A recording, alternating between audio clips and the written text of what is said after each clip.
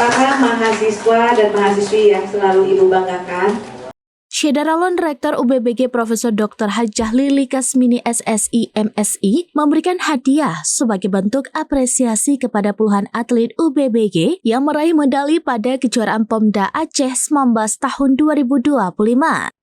Penyerahan apresiasi berlangsung di halaman kampus setempat pada Kamis 26 Juni 2025.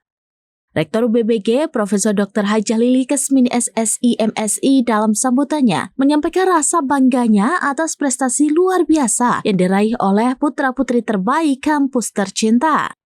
Kegigihan para atlet yang bermental juara dengan tetap menjunjung tinggi sportivitas telah mewujudkan impian mereka. Hasil yang diraih pun sungguh di luar dugaan.